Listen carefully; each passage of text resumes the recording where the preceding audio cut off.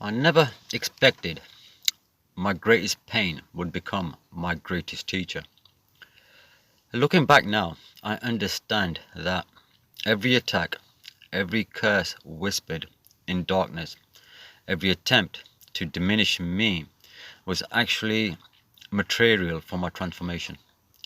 This is my story of turning shadow into gold. For years, as far back as I can remember, I carried the heaviness of slander.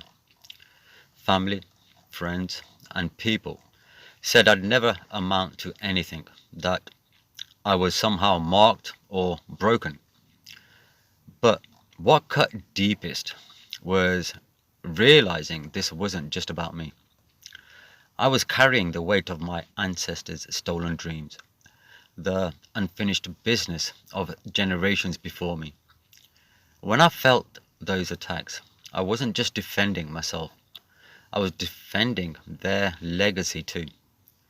I began to see myself as a vessel for ancestral healing, tasked with reclaiming what had been taken from my family. Not just material things, but dignity, power, and the right to shine. The dark magic of family and other people's intentions used to paralyze me. I'd feel the evil eye watching, the hexes landing, but gradually I learned to transmute that poison into fuel. Instead of letting curses diminish me, I fed them into my own fire. Each attempt to break me actually forged me stronger. When they called me powerless and tried to make me small, something shifted inside me. I realized that pressure doesn't destroy diamonds, it creates them. Every lie binding my wrists, every push towards the fall, was actually shaping my soul into something unbreakable. The darkness became my furnace. I started carrying integrity like armor. With every breath, I locked in truth. I stopped performing authenticity and started embodying it. I became a vessel of truth, refusing to be anything other than genuine.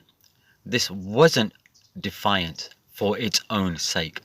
It was a spiritual practice, a way of honoring both myself and those who came before me. The real turning point came when I stopped resisting my pain and started alchemizing it.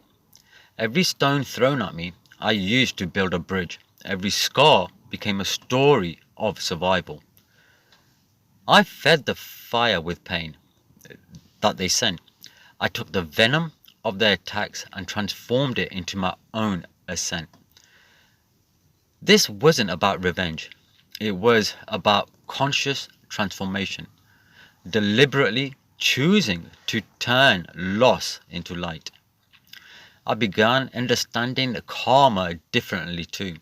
It wasn't about punishment or cosmic scorekeeping. It was about natural rebalancing. What was stolen from me was being returned. What was unjustly taken would eventually find its way back. The universe wasn't indifferent.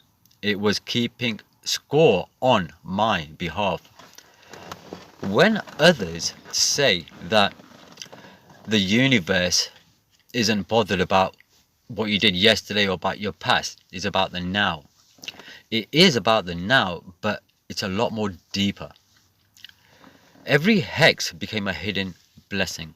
Every stumble constructed the throne where I stand now.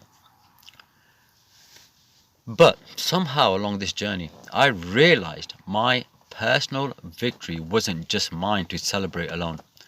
When I healed, those around me started healing too. The sacred ground I was standing on became space where others could gather and transform their own pain. My struggle became not just my story, but part of a larger collective awakening.